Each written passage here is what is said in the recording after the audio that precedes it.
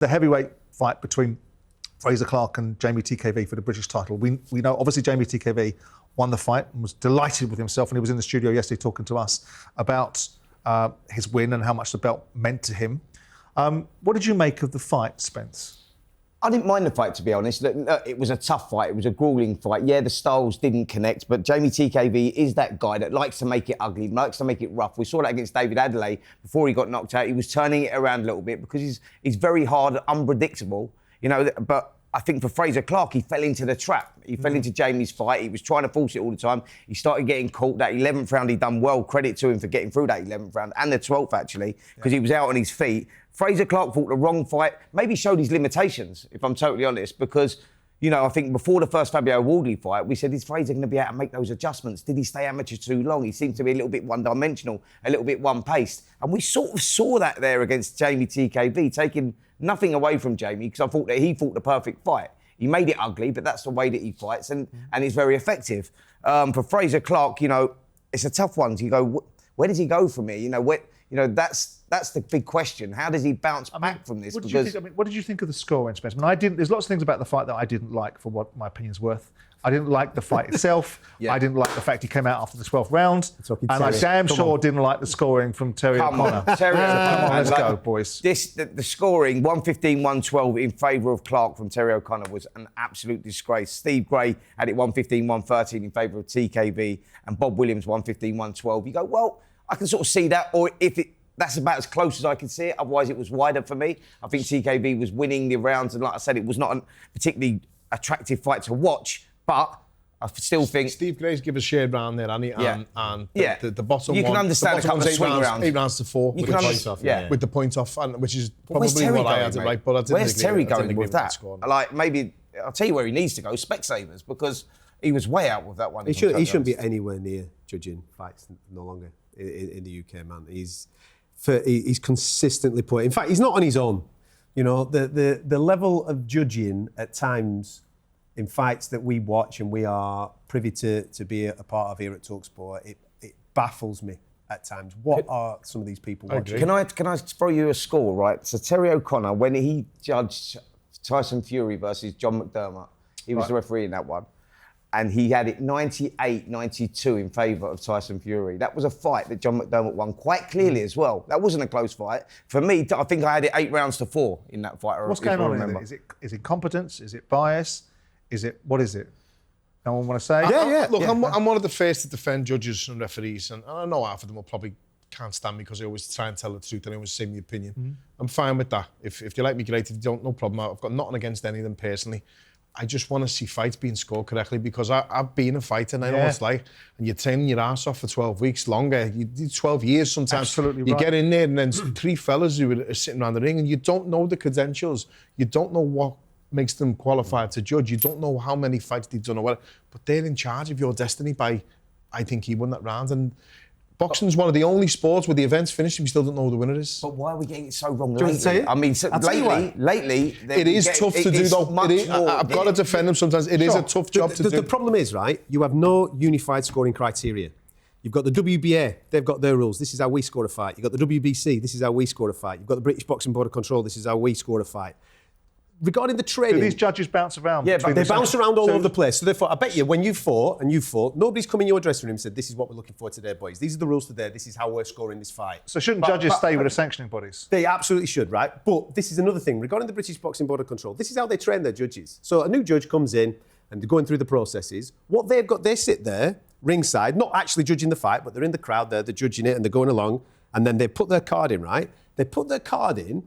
And the way that they then progress through the system is if their card matches the card of the judge that is ringside. The senior judge that's overseeing. How do we know that that senior judge is correct?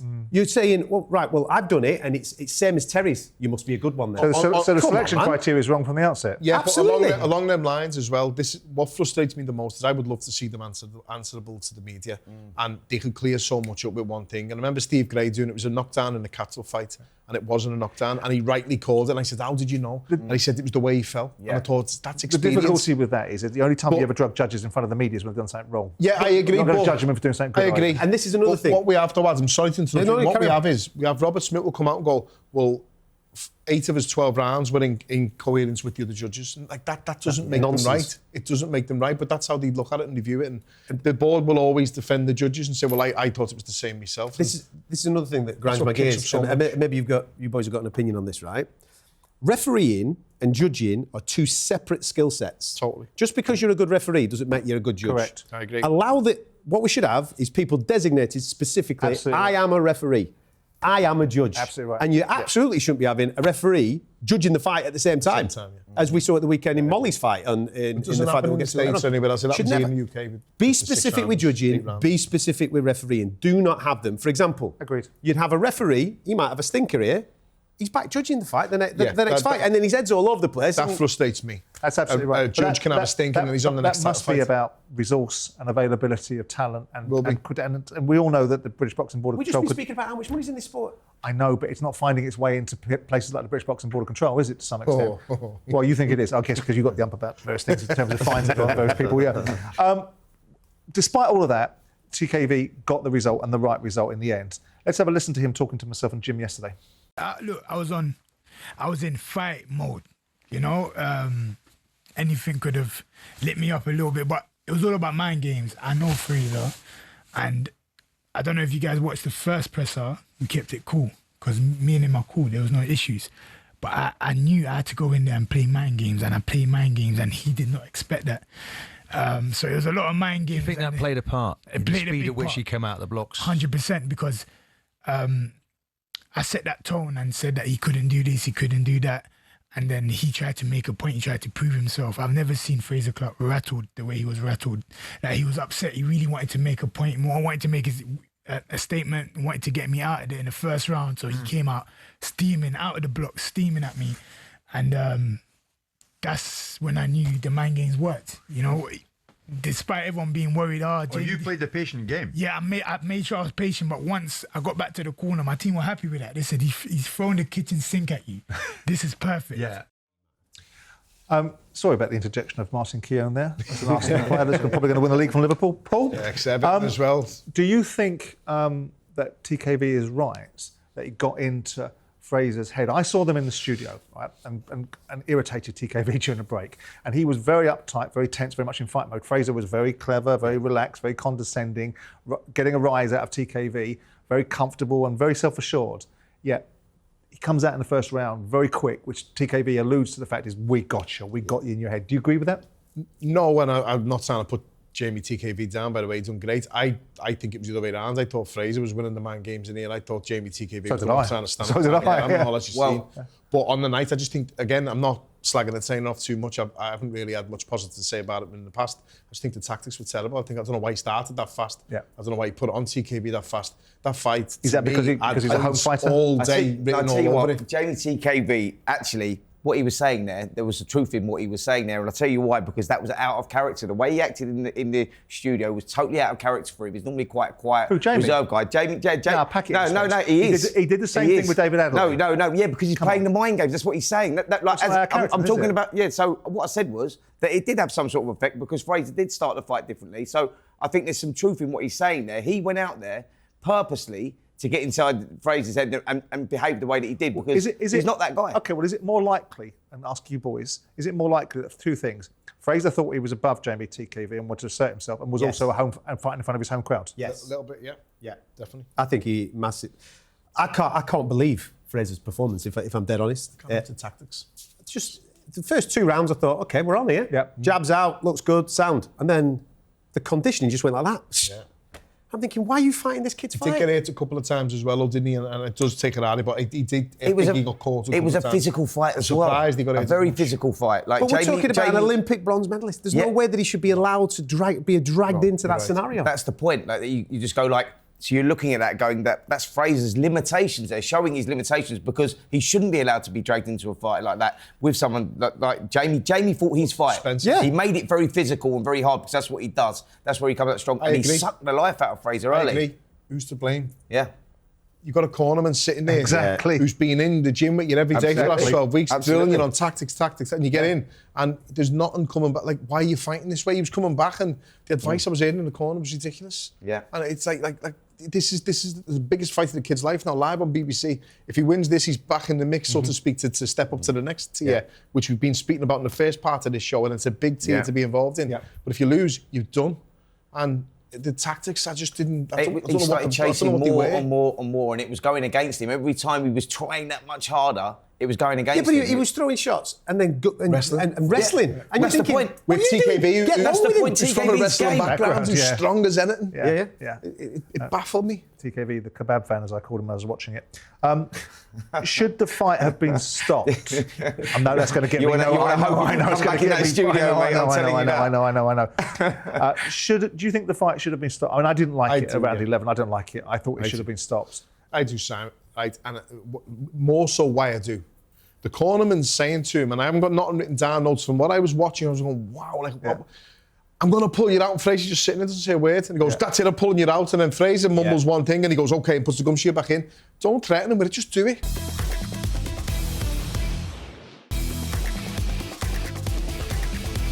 Boys, are we guilty of superimposing what we saw happen to Fabio Wardley?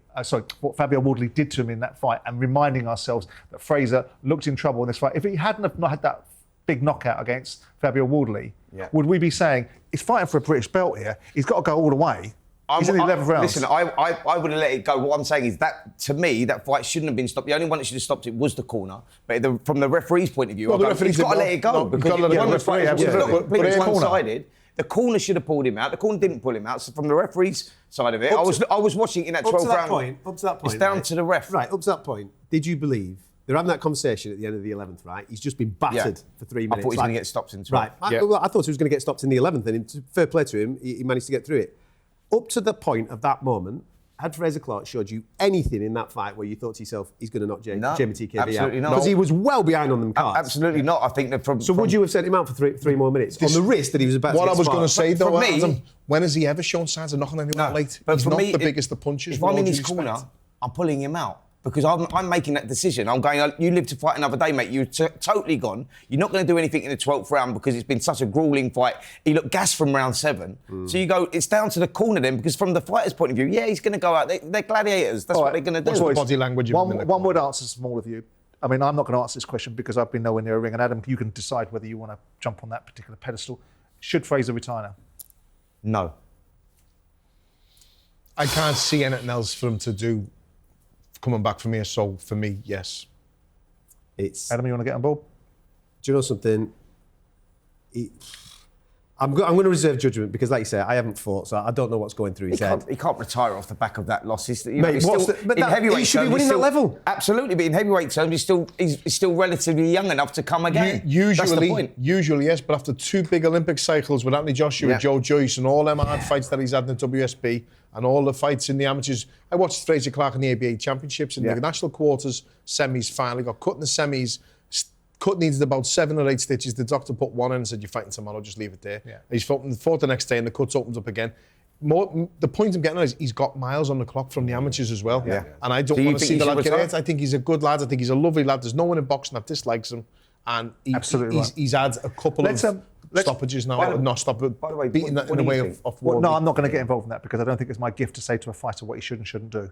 I'm guilty of doing these sort of things, and I don't want to because I think Frazer Clarke has to make his own mind up. Only he knows what he's got left in the tank. We should talk about who potentially is the next challenge opportunity for TKV. He talked about it himself, which was Dave Allen. It feels like if he fights Dave Allen, it'd be like clubbing Bambi if he were to beat him. But let's have a listen to Dave Allen talking about that potential fight. Yeah, I'm hoping so. The British title was always my dream. As I just said about Fraser there, trying to be world champion at this point in time. It'd be very difficult. So my ambitions of being world champion, they went to the wayside a long time ago. But the British Championship, that was a dream. My granddad, my man was a pro boxer. He always wanted to win the British title. So if I could win the British title, for me, that would be my world title. So I'm boxing February 21st in Nottingham with a win there. Hopefully we can entice Jeamie TKV to a packed out Sheffield Arena in the summer. Very quickly, boys, if this fight is made, how does it play out? And does Dave Allen actually deserve to fight for the British title, given the fact he just lost in his last fight?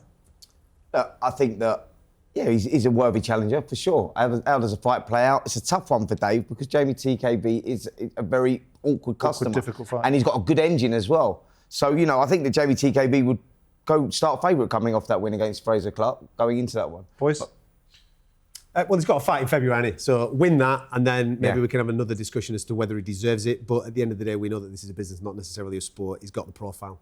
And from a Jeamie TKV point of view, if I'm him, I'm calling for Dave Allen, because that's probably where the most amount of dough is for me right now. That's the nail on the head. Has he deserved it? No. Will he get it? It's a perfect fight for Jeamie TKV and for Dave Allen. And it's a good fight. Who wins it?